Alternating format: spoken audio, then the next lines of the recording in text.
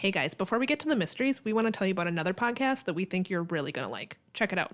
Hey, true crime fans. I'm Christina, and I'm the host of the podcast Cold Traces, an advocacy and investigation podcast for cold cases. Each season, I investigate one cold case by talking to the family and friends of an unsolved murder victim and to other cold case experts and advocates. I've compared it to a backpack of bricks that I strapped on when he was killed. There's a lot of questions that need to be asked that, weren't asked. This season, I'm investigating the mysterious murder of David Cox. David's time in the Marine Corps was the inspiration for the hit movie A Few Good Men, and shortly after the movie came out, David was mysteriously murdered execution style, and his killer has never been identified. Join me as I speak to those who knew David best. Subscribe to Cold Traces now on your favorite podcast app.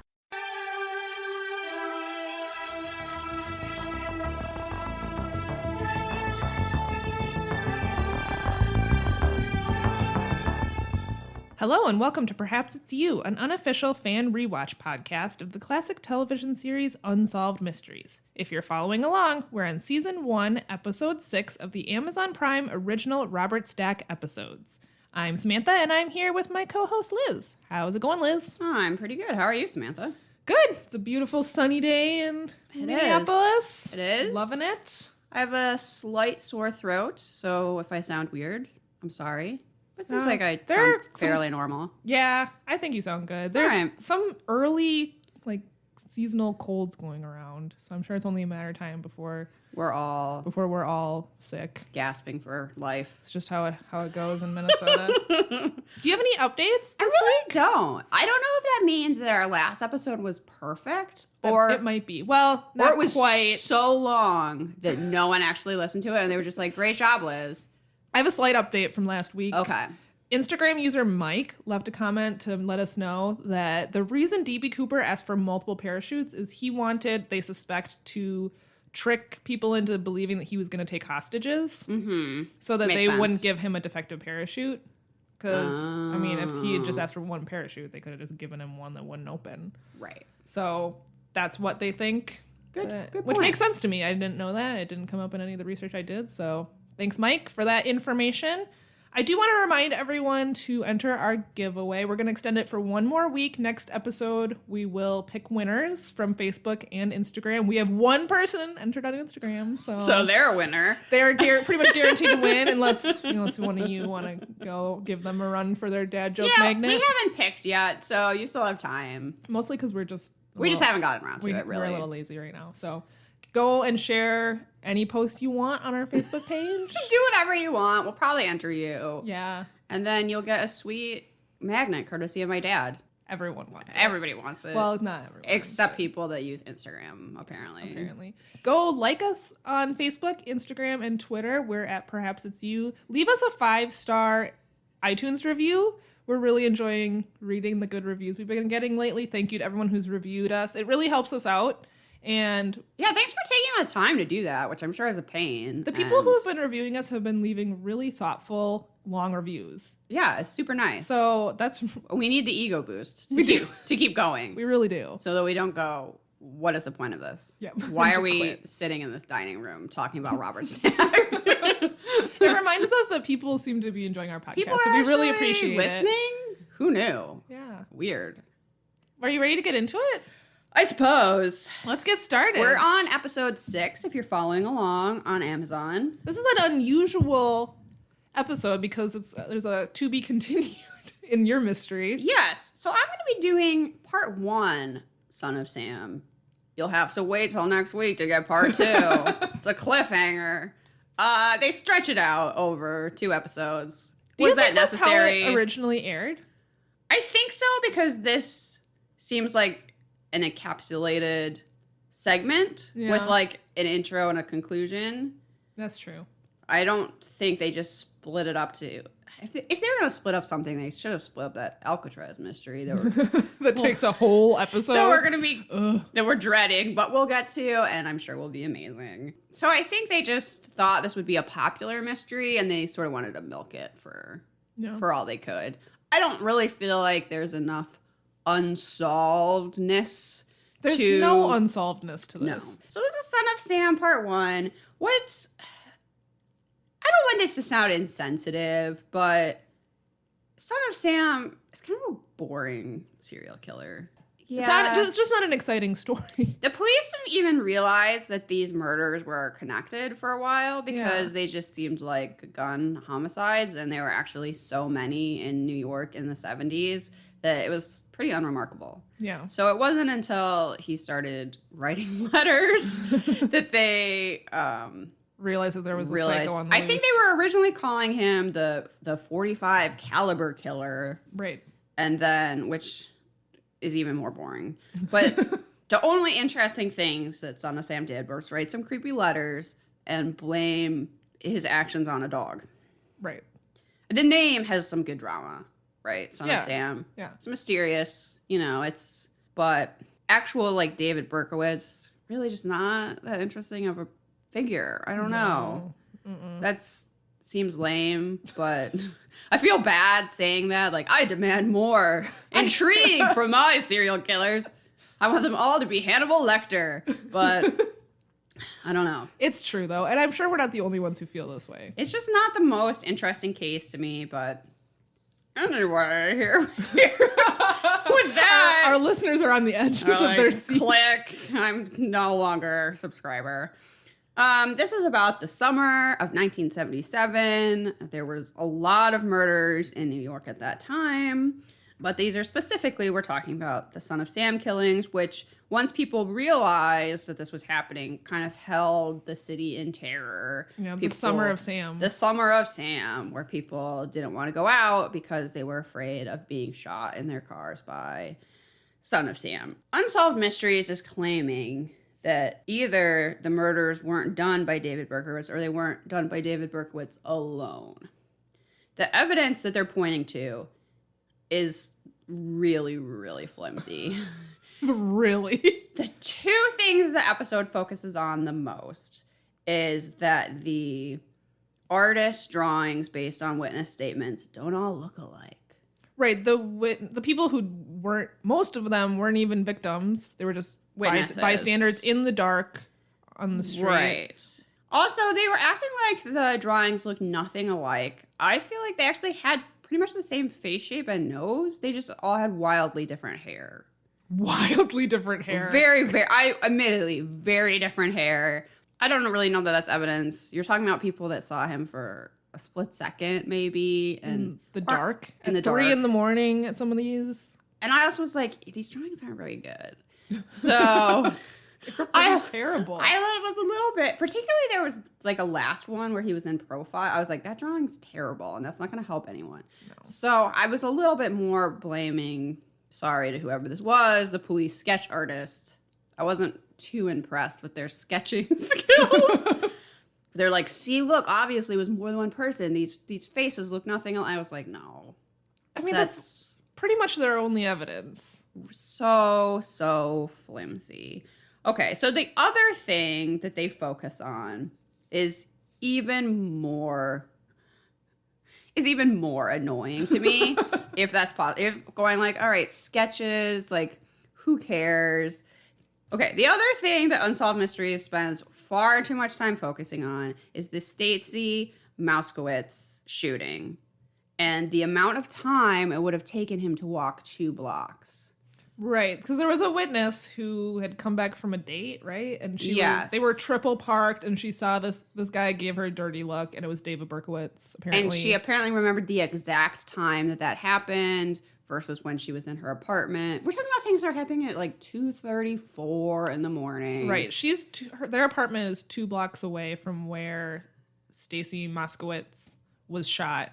The idea was he couldn't have possibly walked 2 blocks in a minute when a brisk walk would take 2.5 minutes. And I was my reaction to this was like, fuck you, Robert Stack. No. I don't think Robert Stack himself came up with that theory. He did. There were some crazy people they interviewed for Unsolved Mysteries that were convinced. They're like, this is impossible. No, it's not. I just don't believe people's clocks are set so accurately that we can quibble over a minute and a half. Or that her memory was that accurate down to the minute. I mean, maybe you didn't exactly remember it. Yeah. Maybe it was 3 minutes. I mean, really, if it was 20 minutes, they were I would be acting more like this believable. was something that was like so precise that we should be suspicious about a minute and a half. And I just don't.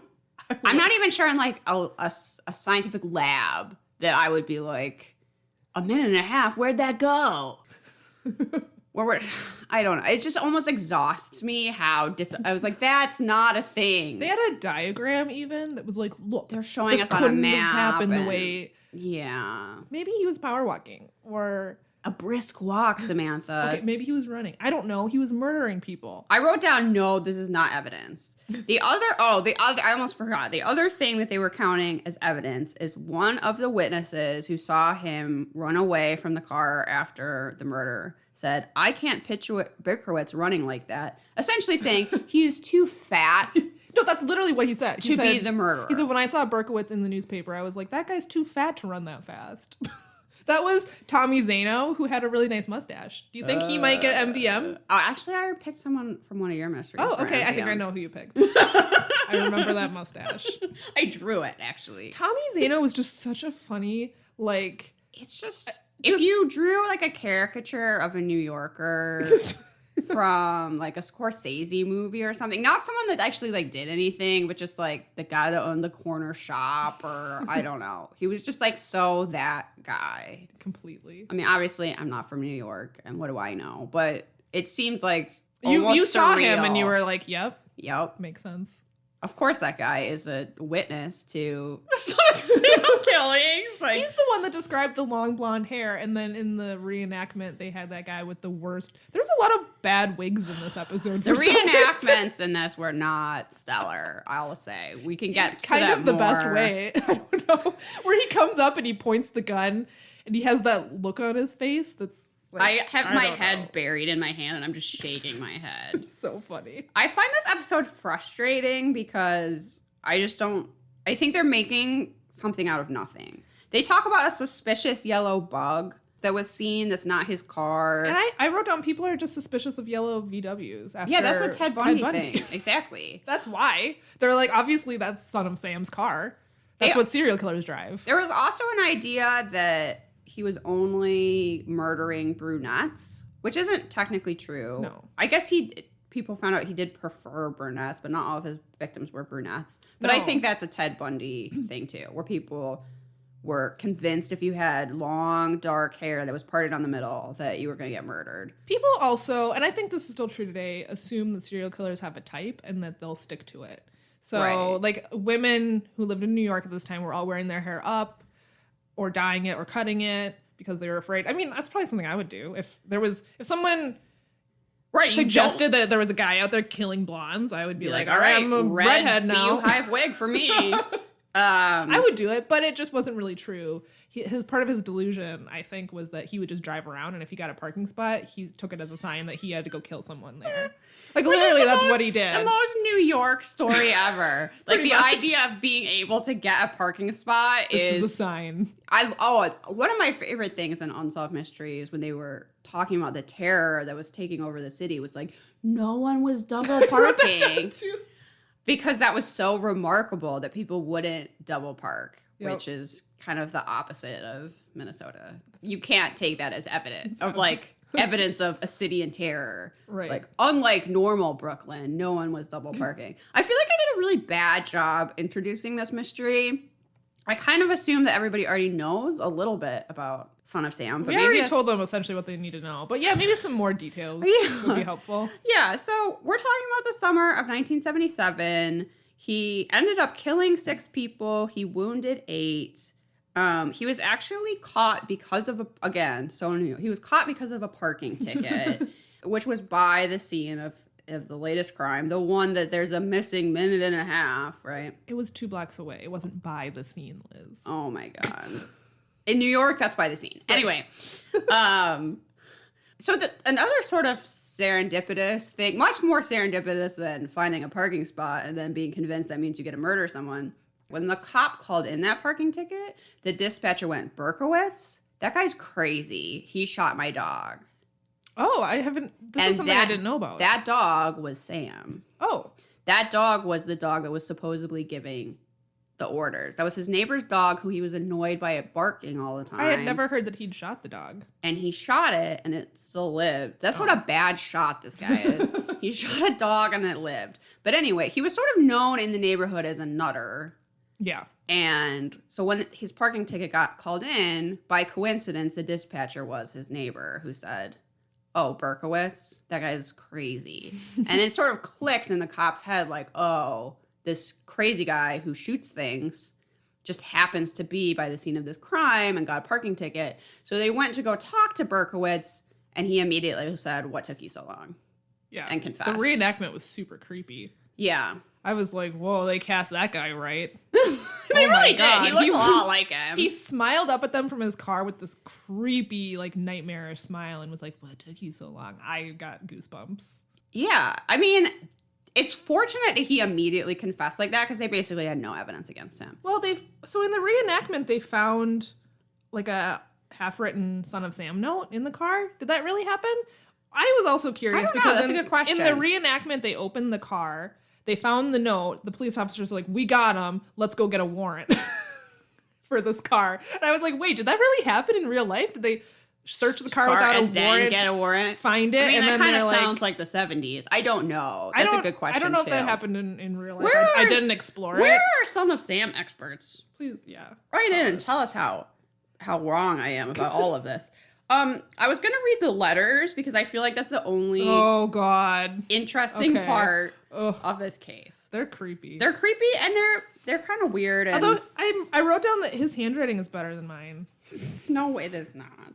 I've chicken scratch. Okay, so the first letter, there's really just two of any interest, I would say. The first letter, he left at a crime scene, which is how they knew that there was a serial killer out there and how they knew the crimes were connected. So he says, "I am deeply hurt by your calling me a woman hater. I am not. But I am a monster. I am..." Thanks for clarifying. "I am the son of Sam. I am a little brat. When Father Sam gets drunk, he gets mean. He beats his family. Sometimes he ties me up to the back of the house. Other times he locks me in the garage. Sam," keep in mind, this is a dog. "Sam loves to drink blood. Go out and kill," commands Father Sam. "Behind our house some rest, mostly young, raped and slaughtered, their blood drained, just bones now. Papa Sam keeps me locked in the attic too. I can't get out, but I look outside the attic window and watch the world go by. I feel like an outsider. I am on a different wavelength than everybody else." That's apparent. Yeah. You didn't need to say that. "Programmed to," spelled wrong, "kill. However, to stop me, you must kill me." Did not turn out to be true. No. "Attention all police. Shoot me first. Shoot to kill or else." Wasn't an issue. You just walked up to the car and you said, "Oh, what took you so got long?" me. Anyway. "Keep out of my way or you will die. Papa Sam is old now. He needs some blood to preserve his youth. He has had too many heart attacks. Too many heart attacks. Me hoot, it hurts, sonny boy. I miss my pretty princess most of all. She's resting in Our Lady's house, but I'll see her soon. I am Monster, Beelzebub, the chubby behemoth. I love to hunt, prowling the streets looking for fair game, tasty meat. The vermin of queens are the prettiest of all. I must be the water they drink. I live for the hunt, my life. Blood for Papa. Mr. Borelli, sir." Oh, that's who the letter was addressed to. He was the police officer. "Mr. Borelli, sir, I don't want to kill no more. But I must honor thy father. I want to make love to the world." Who doesn't? Okay. "I love people." Doesn't really seem true. "I don't belong on earth. Yes. Return me to Yahoos. To the people of Queens, I love you." Again. I don't think so. No. Quit shooting them then. "And I want to wish you all a happy Easter." Aww. I mean, No thanks, Son of Sam. "May God bless you in this life and in the next, and for all now I say goodbye and good night. Please let me haunt you with these words. I'll be back. I'll be back." To be interpreted as bang, bang, bang, bang, bang, ugh. "Yours in murder," which is how I'm signing all my letters from now on. Yours in murder, Mr. Monster. I'm going to change my email signature to yours in murder. I wonder how my boss would feel I about like that he signs it Mr. Monster, but people were like, no, Son of Sam, which is said earlier in the letter, catchier. Much Let's go catchier. with that. So that's But the chubby behemoth. or That really should have caught on. mouth. Chubby, yeah, I don't know. That's really what we should have called him. Yeah.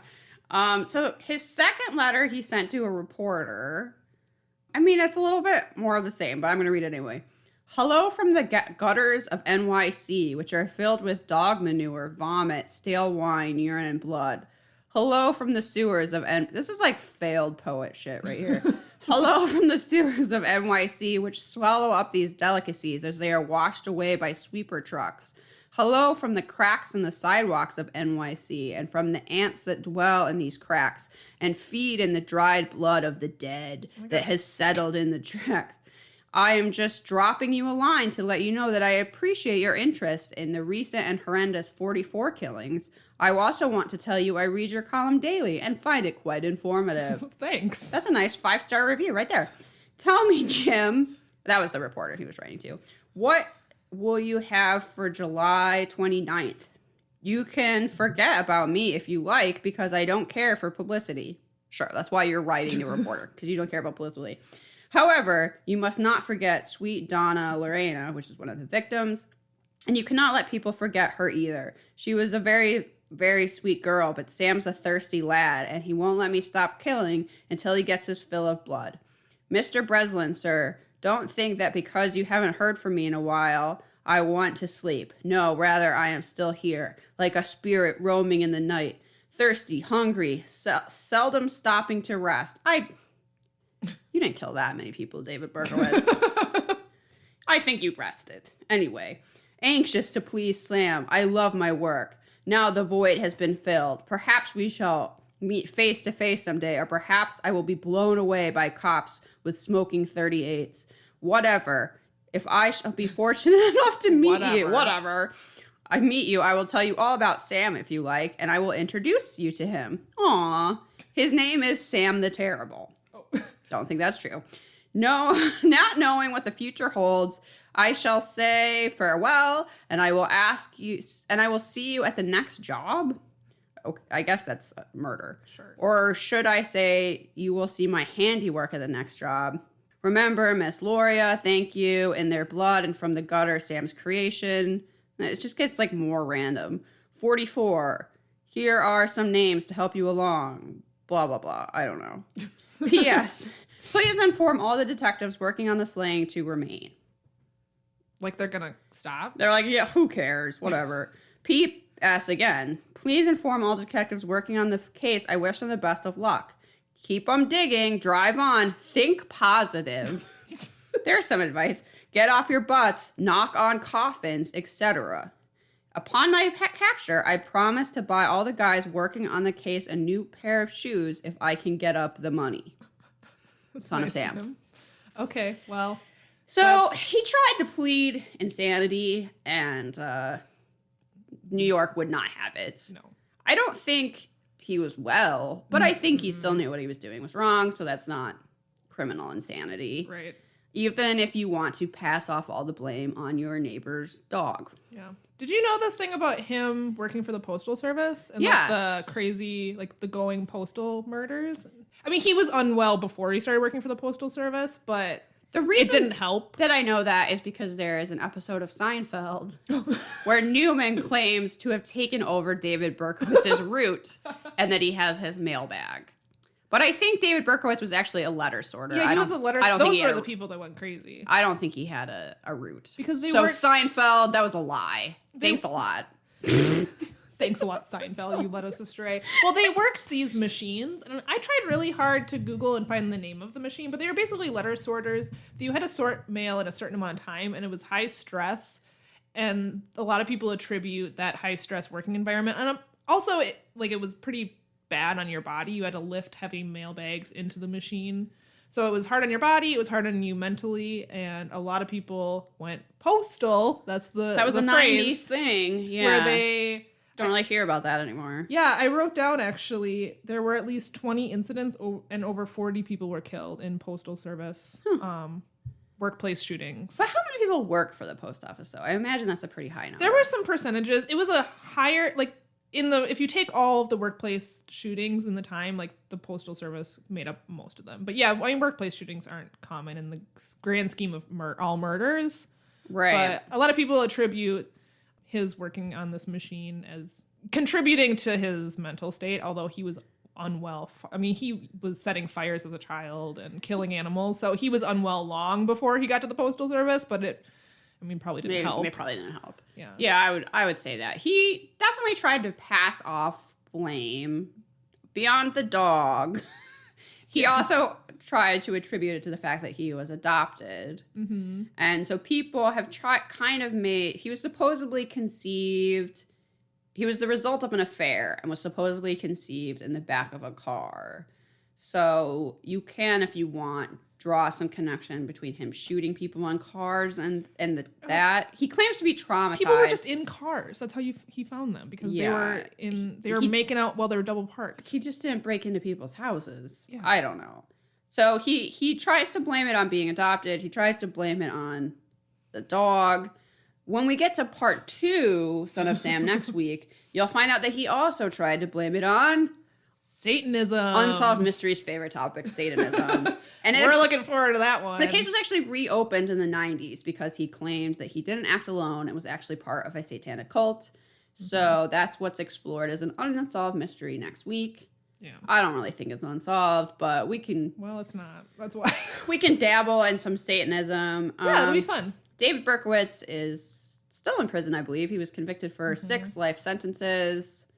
He converted to Christianity, and there's a lot of people who idolize him in very unfortunate and creepy ways. Yes. I listened to... Last Podcast on the Left is a favorite podcast of mine. It's not for everybody, but their Heavy Hitter series, where they do serial killers, are really interesting, and they go into a lot of detail.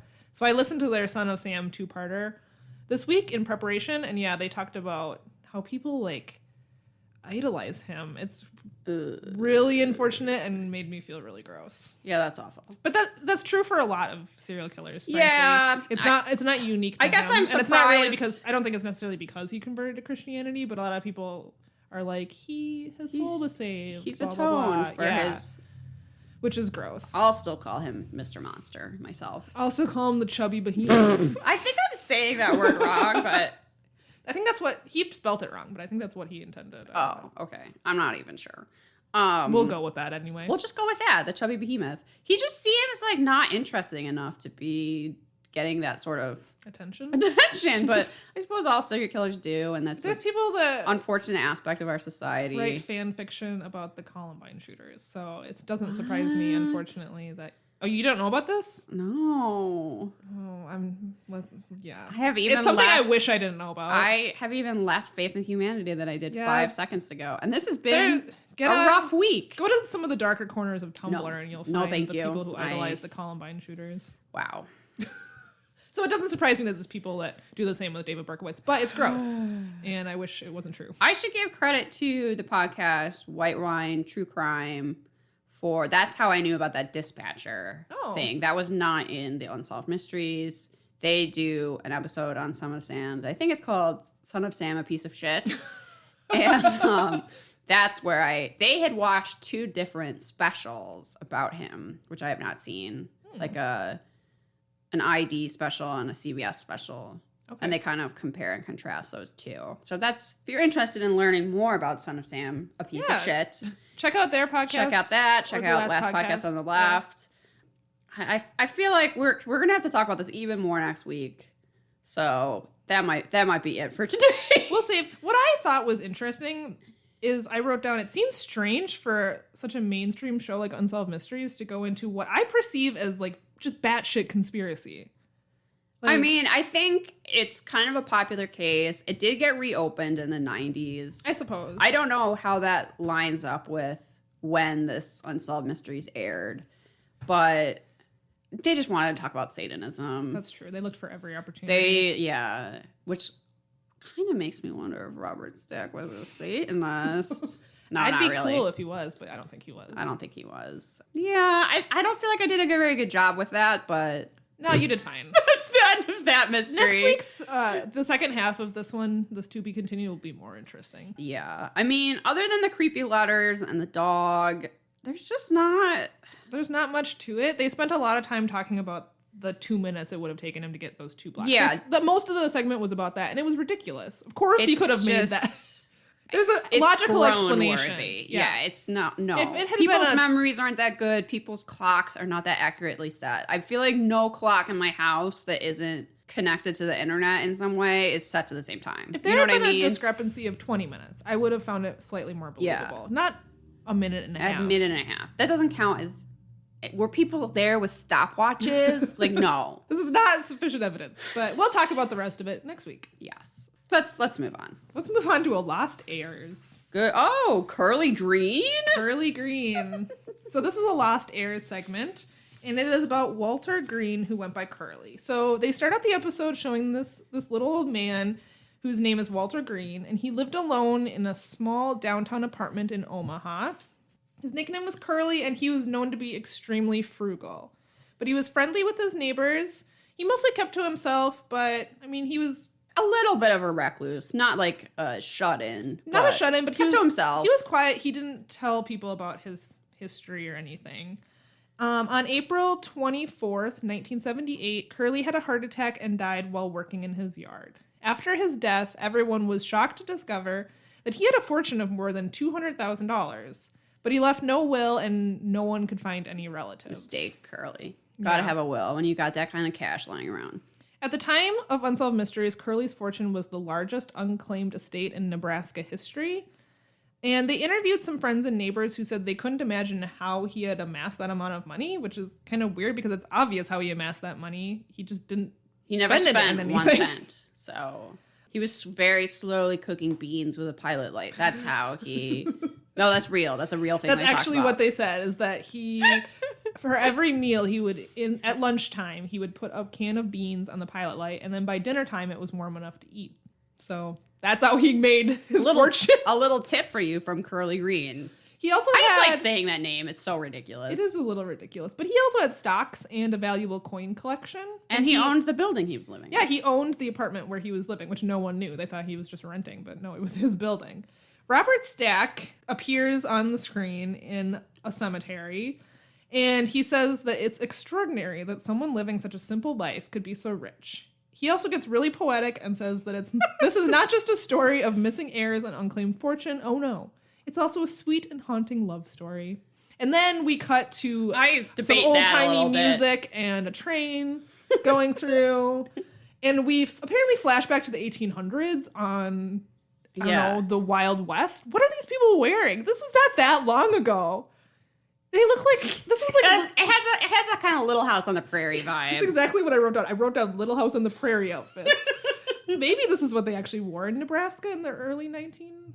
I don't know, when was this? I don't. Okay, he's an old man. He's an old man in the 80s. I don't know, but this seemed to me.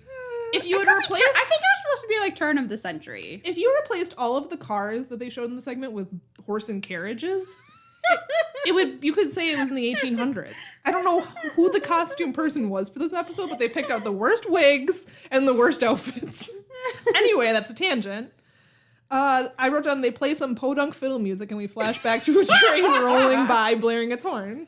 Yeah, that's how you know you're in the past, Samantha. That's what the past was like. All of it. So what we've gathered about Curly's life is that when he was 17, he hopped on a train bound for Omaha. He got off near a small farming town called Schuyler. And he started looking for work around town, and a guy named Al Rominger rolled up in his car. He worked at a local tavern, and Al offered him not only a ride, but also a meal with his family.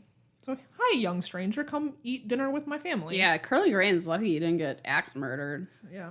Catherine, Al's youngest daughter, who was 9 years old at the time, was interviewed for Unsolved Mysteries. She apparently knew him his whole life. She said that they supposed he had come from Denver. Curly said that that's where he had came from. He said that he didn't get along with his stepdad, so he traveled east. But whenever they tried to go deeper into his family or his past, he changed the subject. So there's that. Curly became smitten with Catherine's older sister, Jessamine. He found a job working for a local garage. Robert Stack said the automobile was still pretty new at the time. Oh no, Robert Stack said it was a newfangled machine.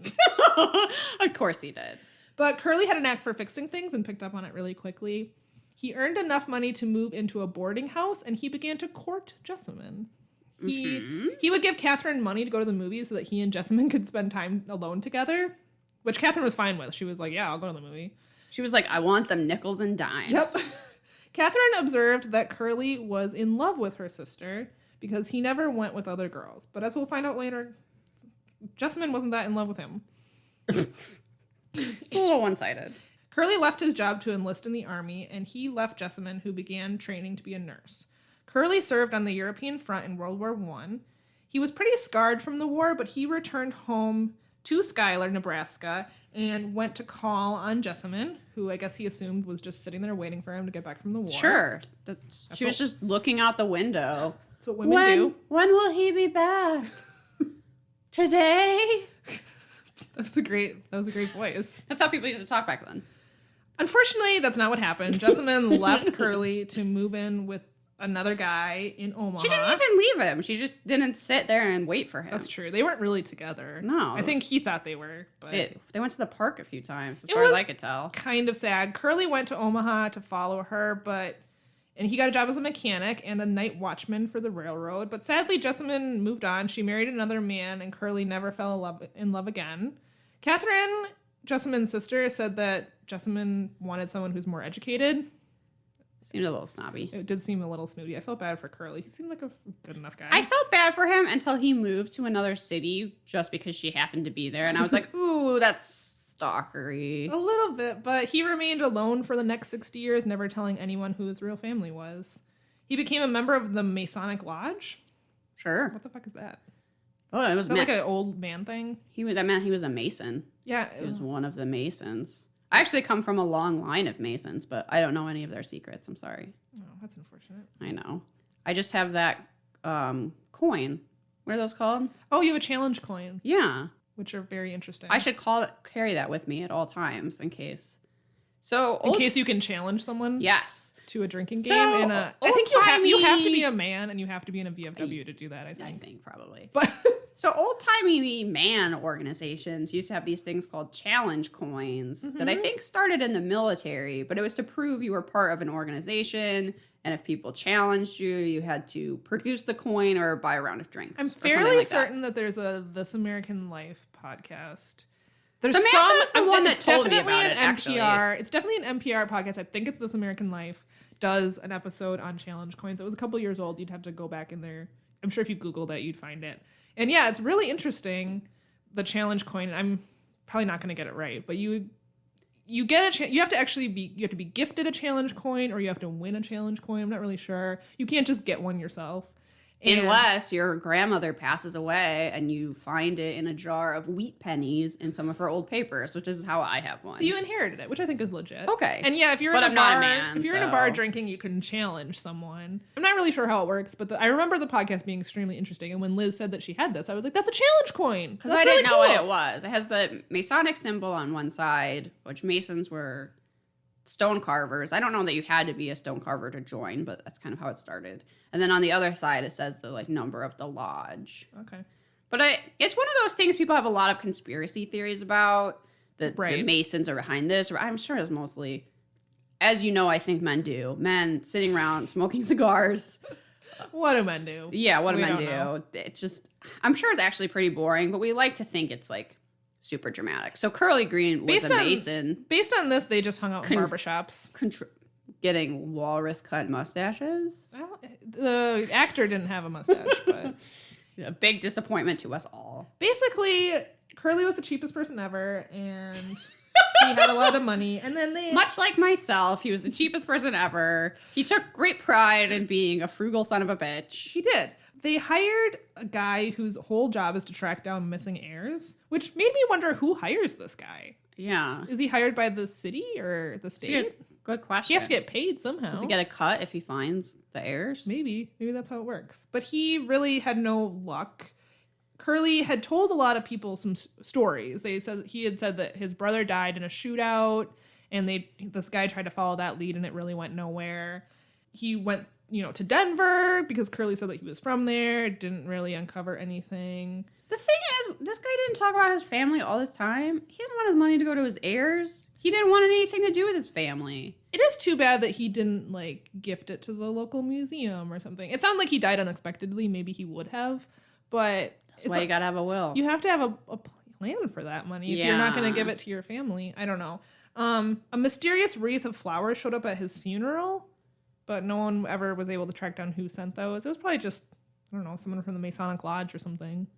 Yeah, I don't know. There was a cryptic note on it. I didn't write it down, but that didn't take them anywhere.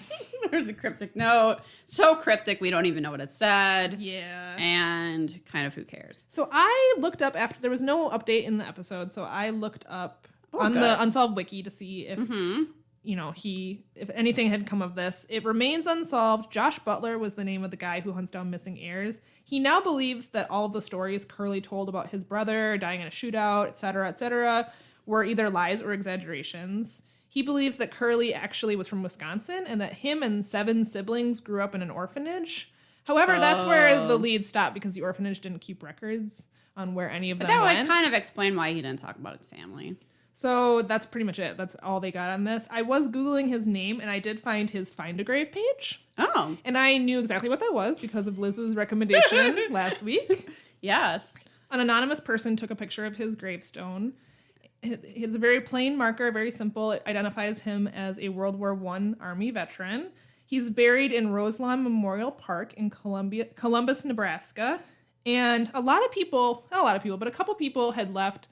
On Find a Grave, I didn't know this, you can leave virtual flowers and memorials. Yeah. And there were a couple people who left memorials saying that they had seen his segment on Unsolved Mysteries, that he's not forgotten. Aww, it was really sweet. That's so cute. I made an account and left some blue virtual flowers from the podcast. Aww. And I left a little note saying, say hi to Robert Stack for us. I love it. The Perhaps It's You podcast is now sponsoring Curly Green's Find a Grave page. Samantha, you've gone above and beyond with this. Well, I paid the hefty one-time fee of $5 to remove the ads from Curly Green's Find a Grave page. And that's so nice, though. This is kind of what I was thinking. If our listeners can go... Curly Green wouldn't have done it. He would have saved those $5. He would have. But here's the thing. Curly Green had no family to visit his grave, but he has the Unsolved Mysteries family. Aww. So here's listeners. This is so sweet. I feel like I'm going to cry. Listeners, go to Curly Green. Walter Green is his full name, but maybe we'll leave a link to it in the show notes. Yeah. Go to his Find a Grave page and leave a little memorial for him. Aww. And if you leave a memorial, I'll read it on our next episode. That's so sweet. And you can see that you can go and see it ad-free thanks to the podcast. You won't be bombarded by Viagra pills or whatever. Yeah, it says on the bottom of the page that it's sponsored by the Perhaps It's You podcast. Go leave Samantha, a little memorial. This is the best thing ever. You cannot leave a memorial on the app, though. I downloaded the app and I couldn't find how to leave a memorial. So you have to actually go on a computer, and I think you have to make an account, but it's free. And you can leave, they have other things besides flowers. You can leave little flags because he was a veteran. And yeah, let's put a bunch of memorials on his page.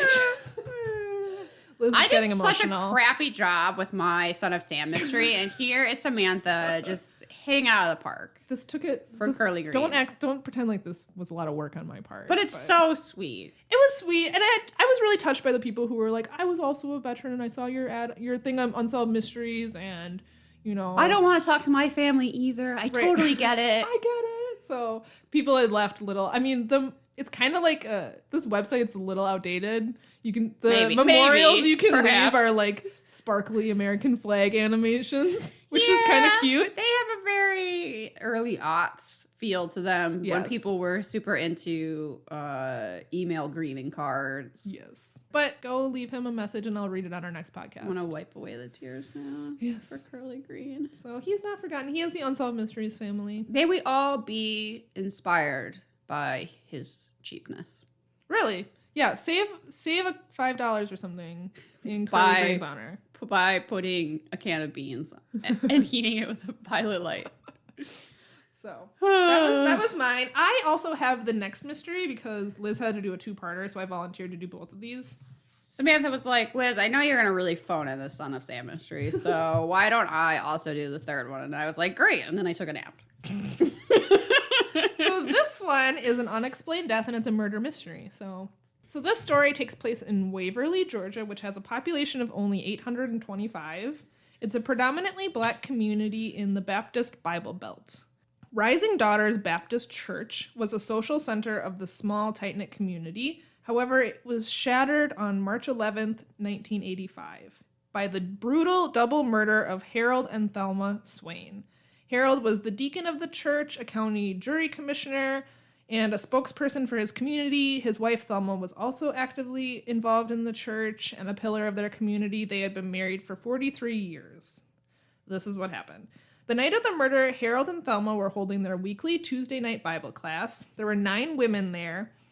One of the congregants stepped out of class early and encountered a stranger in the church vestibule. This was the guy who was wearing the other terrible wig in this segment. Look, wigs. There's been a lot of improvement in wig technology in the past 20, 30 years. That's what I've learned from RuPaul's Drag Race. Wigs are... Whew. These were not lace fronts. These were Dollar General. The man said that he wanted to talk to him, and it's clear who him was since Harold was the only man there that night. No one got a good look at this guy, but he was a young white male. Harold stepped into the vestibule and after a brief scuffle was shot. Thelma ran to him and was also shot. The women who were there ran and hid in the pastor's office. They tried to call 911, but the phone lines were cut. They hid there for a while, and then one woman decided to make a dash for her car to go summon help.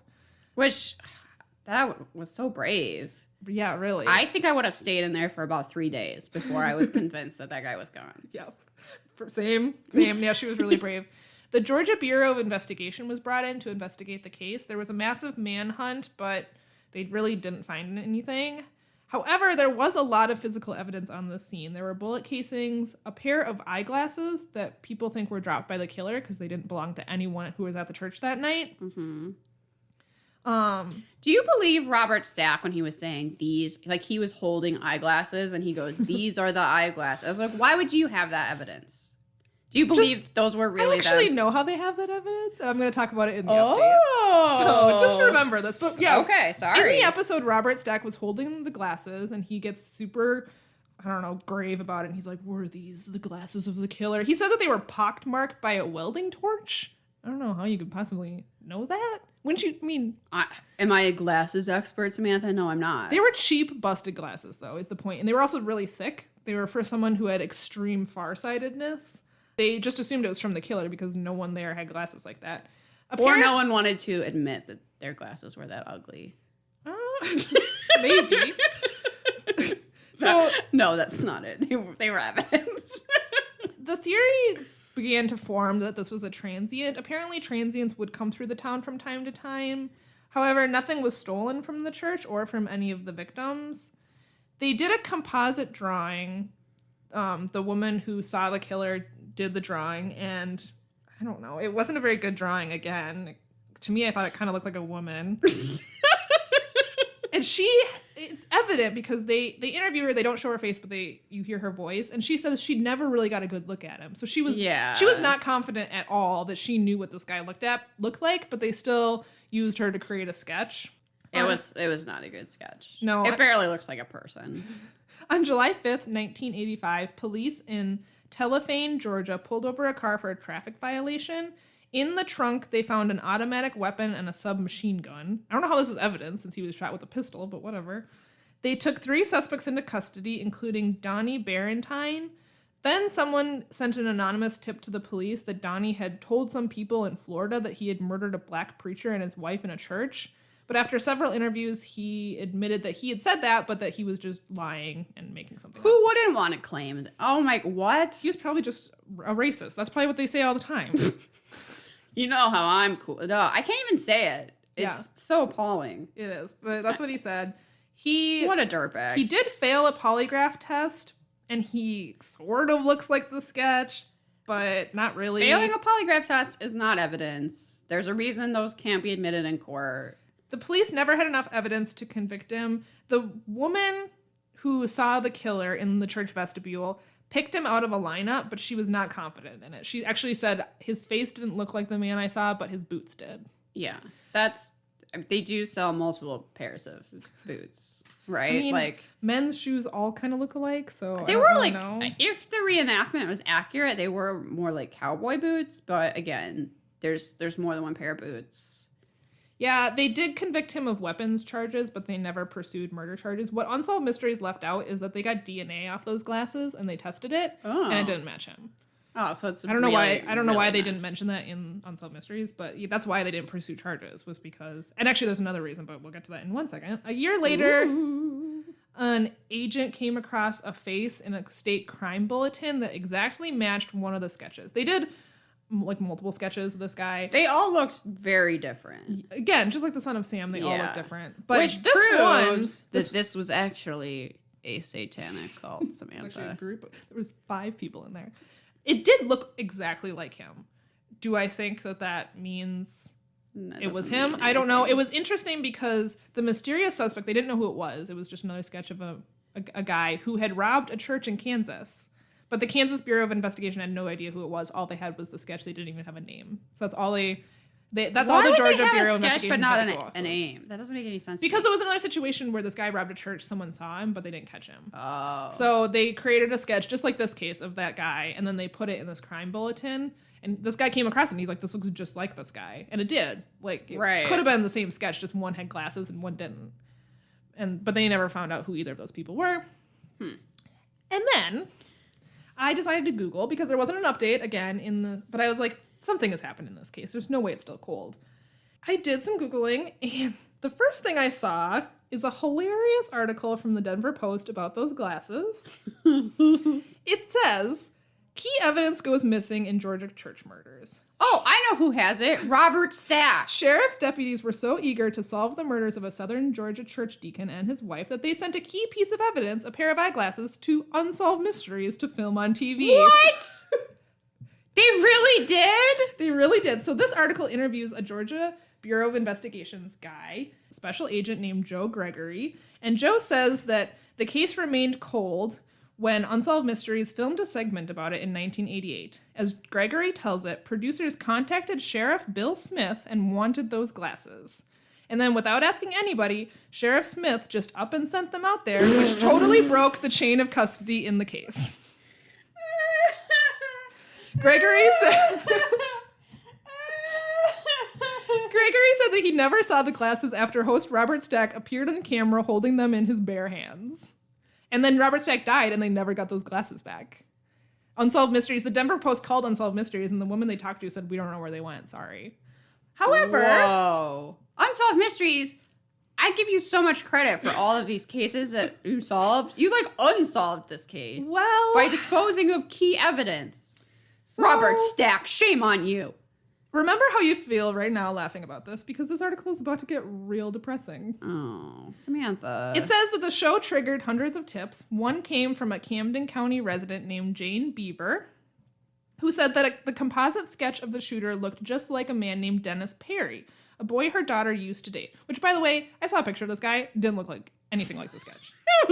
She just got the vibe.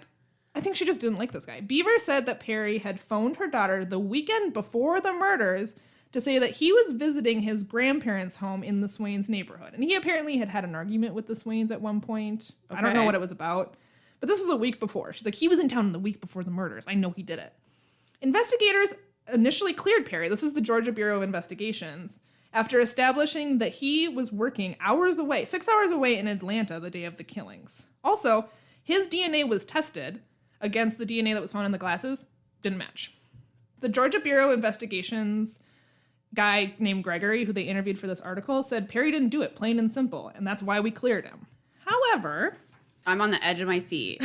No The joke. article goes on to say that without the glasses or pretty much any of the physical evidence from the crime scene, Camden County officials still convicted Dennis Perry of the murders, even though he enjoyed 20/20 vision and had no need for a prescription to correct extreme farsightedness. Oh no! Yep. Samantha!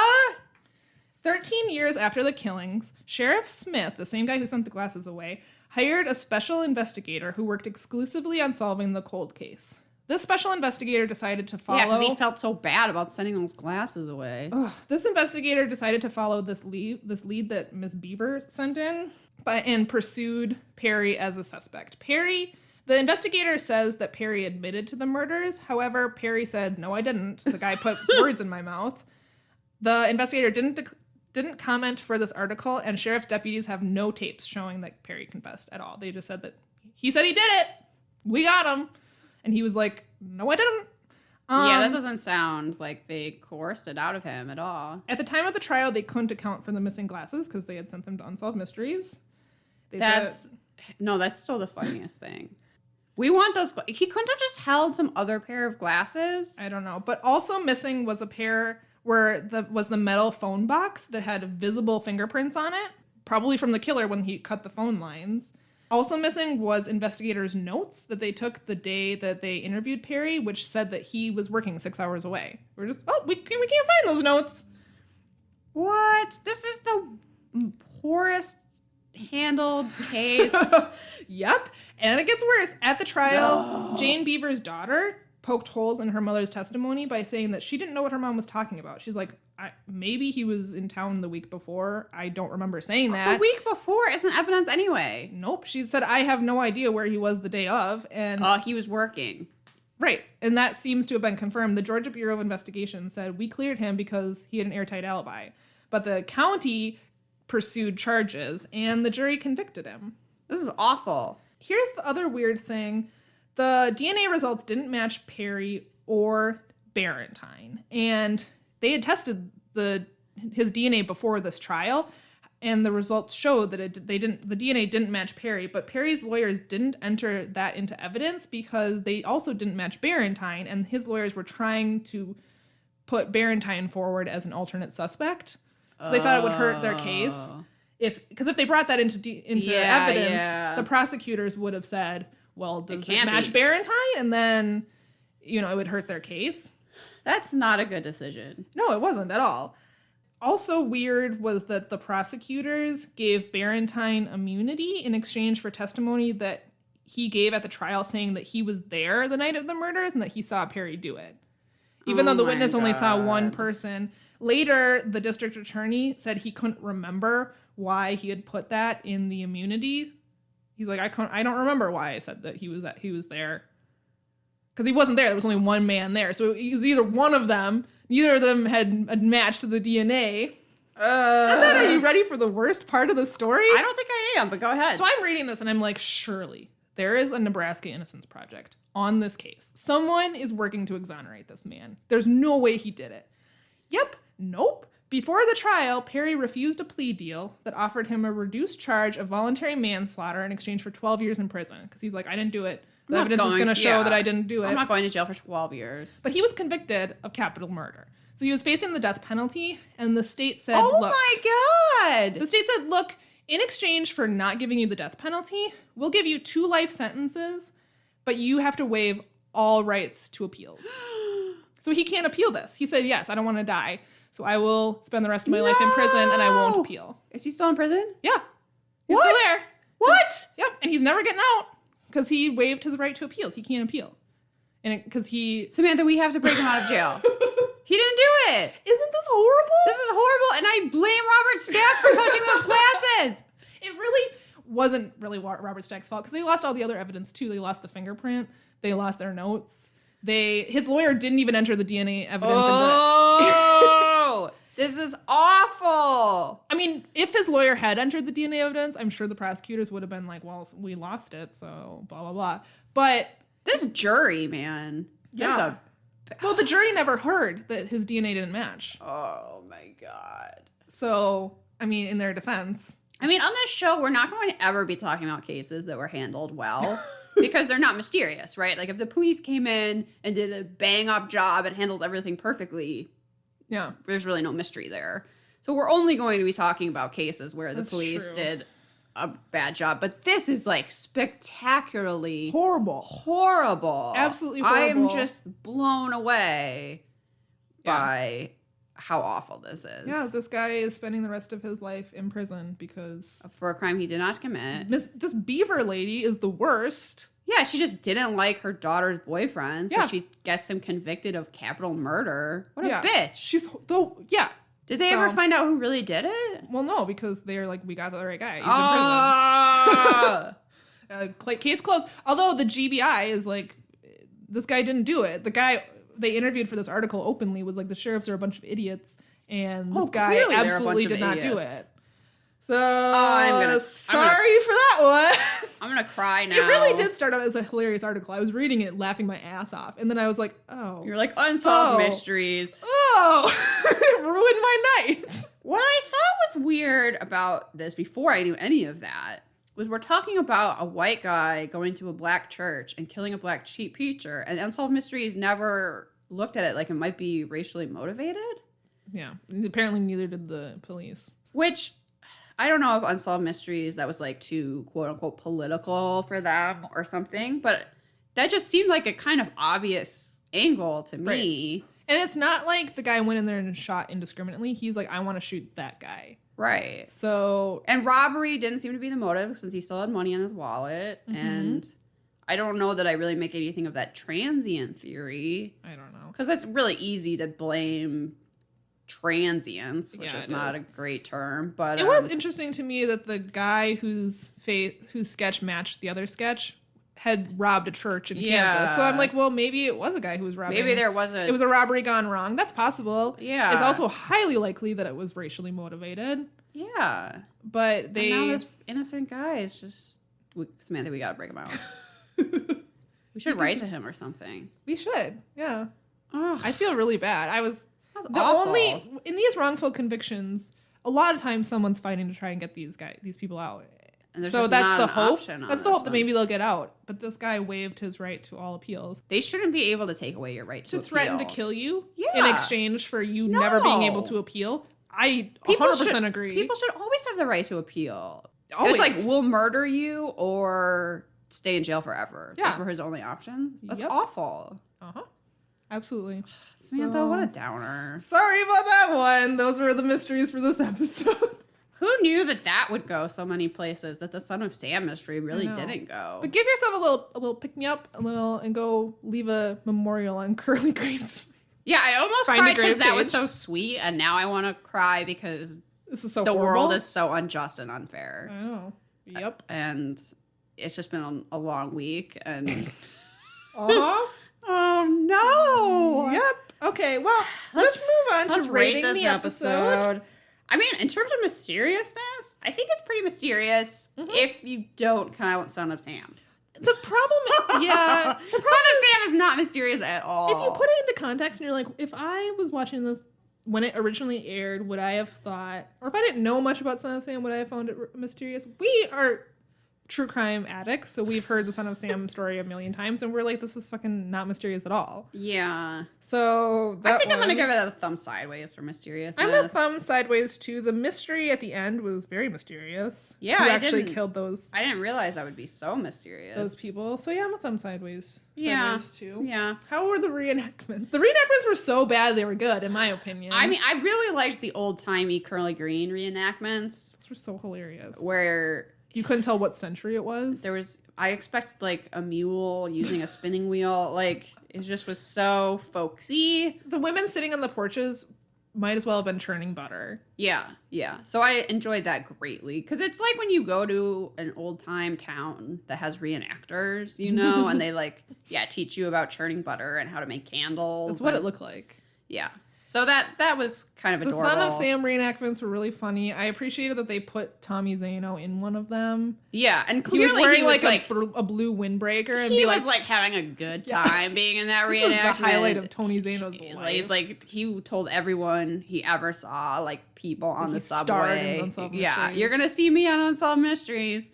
He's probably talking about it right now. Probably. The actor who they put in that ridiculous wig, so funny. Yeah, I would say this episode had very bad wigs. Yeah. The part where they arrest Berkowitz in the car, they did a good job with that. Super reenactment. creepy. That actor should have got a fucking Grammy.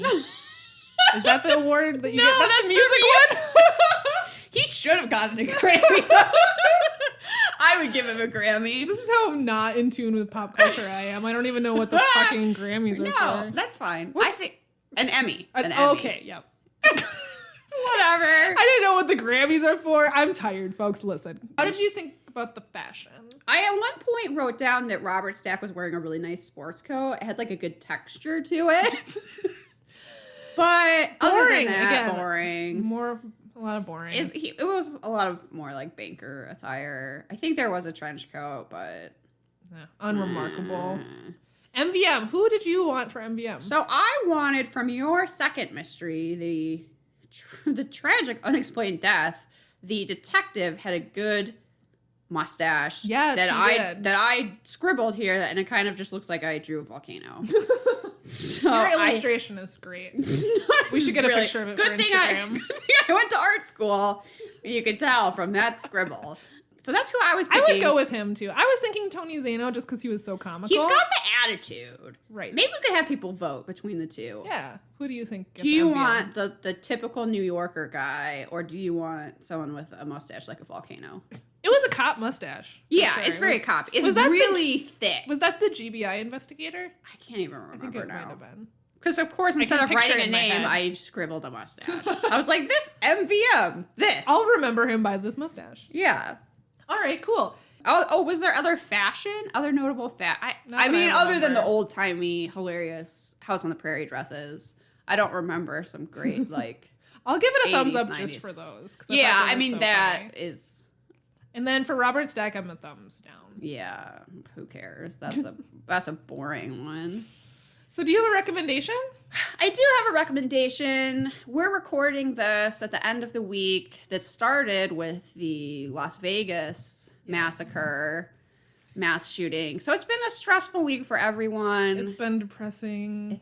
It's hard to watch. It's hard to turn on any media, really. It's- the internet, the TV. Yeah. It's been difficult. I mean, I'm not personally affected by that in any way, and it's still been just an awful week. This happens far too frequently. Yep. I think on this show we can have a good time discussing possible conspiracy theories. Yeah. Like, was DB Cooper really a lizard man? Like, that's amusing. The fact that people think that the Earth is flat is amusing. Or there's people who don't believe the moon is real. Look into that one. That's a good one.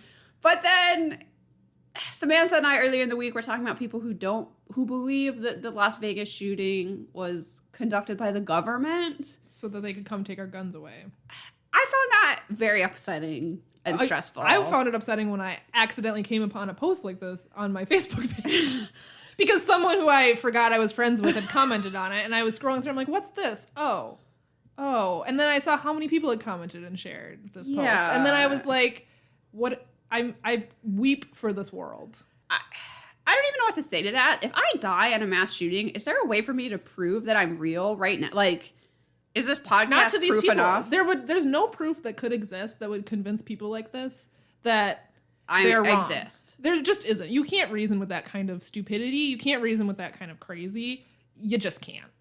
So, Because the same thing happened after the Newtown shooting. and Children died, and people were calling that a false flag operation. yeah, imagine being a parent and you're being told your dead child didn't even exist. Yeah. So people who make claims like that, you can't do anything for them except try and cut the money. If they're in your life, just just cut them out. Yeah. They don't deserve human that's all you contact. can. Yeah, that's all you can do.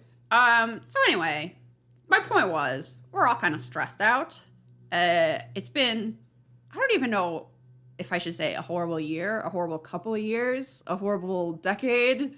I think it shows some human resiliency that we're all still trying to go about our lives while everything is crumbling around us in the apocalypse. My recommendation as a result. Oh yeah, what's your recommendation? My recommendation is acupuncture. Oh yeah, okay. I volunteer at a community acupuncture clinic in Minneapolis called South Point Community Acupuncture. But it's part of a co-op. If you go to POCAcoop.com, so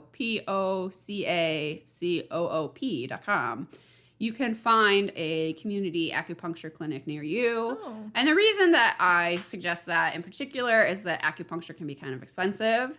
So it's not something in general I would recommend, but community clinics where you're getting treated in a room where there are other people and you're kind of all lounging around in, I'm not joking, like recliner chairs. It's like a big living room. Then it's sliding scale and it's a lot cheaper and a lot more affordable. So the place where I volunteer, you can get treated for as little as $15. Oh. And it is really helpful if you've been feeling stressed out and anxious like I have. There's been, I don't know, you can look into it. There's studies about its effect on stress and its effect on anxiety. That's really nice. I actually used to think that acupuncture was complete bullshit. And it wasn't until multiple doctors told me, you know, that would probably be really helpful for you, that I eventually tried it and then was converted. Yeah. So I would recommend that if you've been feeling stressed out by current events, maybe give that a try and relax. I literally will fall asleep there and like take a little nap, and I wake up feeling so refreshed and so much better. Oh, how nice. So that's a really good option. I think a lot of people probably think that a treatment like that is out of the realm of possibilities for them. It does seem like a luxury. So a community clinic like that sounds like a really nice option. It's a lot more affordable, and it's something you can look into if you think that would be helpful for you. That's a really nice recommendation. Thank you. I'm also going to add, one of the many reasons that Minnesota is awesome is that I know Minneapolis area hospitals, like ERs, offer acupuncture, which I find amazing. A lot of emergency rooms. My mom had a heart attack last year, and I've discovered that a lot of hospitals, emergency rooms are offering alternative medicines. So we had a whole aromatherapy specialist come in and amazing. Give us. She didn't really want it, but I took it because I needed it at the time. She's doing great now, by the way. But I was like, that's really nice. You know, they'll try things instead of drugs. For instance, if you're feeling anxious, obviously they'll still give you whatever you need in the end. But you know, we had a lovely aromatherapy session. At least I did, and I helped my anxiety. So I thought that was just really nice that they're offering alternatives. Yeah, I know that at least in Minnesota, there's an initiative right now to try to cut back on painkiller prescriptions because there's such an epidemic of, is it opioid? Yeah. If I'm saying that word correctly, opiate addiction. Yep. So they're trying to get people to do other types of pain management, and acupuncture is something that they're trying out for people. Anyway, that is my recommendation for the week. Go see if you can get some cheap acupuncture by you. That's great. Well, my recommendation is a podcast. It's one I discovered this week, and I'm really enjoying it. It's also been sort of a nice break from reality because it's a fiction storytelling podcast. Oh. So this podcast is called Deadly Manners, and you will know in a moment, Liz, why I love this podcast. So it's a 10-episode dark comedy murder mystery series set in the winter of 1954. It follows the events during the night of the affluent Billings family annual dinner party with their distinguished eccentric guests. However, all is not fun and games, as shortly after the party starts, a snowstorm begins to rage outside, trapping all of the partygoers inside their host's mansion. When a murderer starts killing off all those in attendance, the guests must figure out who is responsible, or at least how to stay alive, lest they be next. So there's 2 episodes out right now. It has a very Clue sort of vibe to it. That sounds awesome. It doesn't take itself very seriously. It's sort of comical. A little campy. It stars Kristen Bell, Dennis O'Hare, Alicia Bowe, RuPaul, Anna Klumsky, Timothy Simons, Michelle Visage, Alona Tal, David Cummings, and is narrated by LeVar Burton. Oh my god, I'm totally listening to this. The whole reason I listened to this was because RuPaul is in it. Yes. I don't think Ru has been in either of the episodes that are out yet.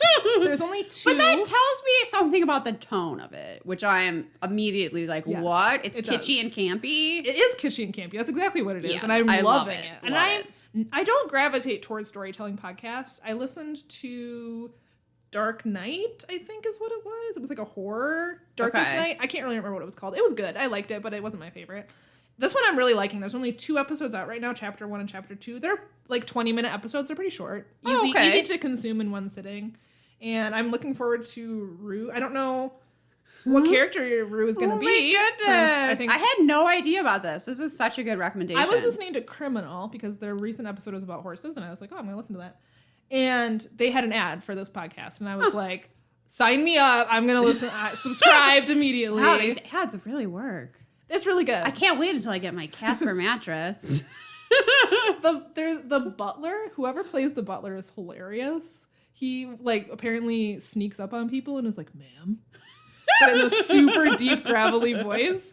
I love it already. Yeah, I really like it. So Oh, that's a good one. go listen to that if also you want to just escape glad reality for a little while.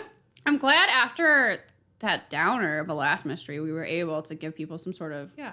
palate Go to your cleansers. local co-op acupuncture clinic. Yeah. Put in your headphones and listen to Deadly Manners. Absolutely. Take a and get little some- snooze while listening some to a low-cost podcast. acupuncture. You'll feel better. You'll be in a better state to fight another day Yep. in the apocalypse. Exactly.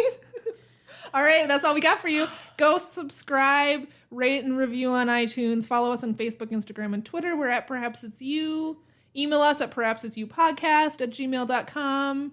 And go, I don't know, solve a mystery. Yeah, Whatever. go solve a mystery. Bye, 5 listeners. Bye.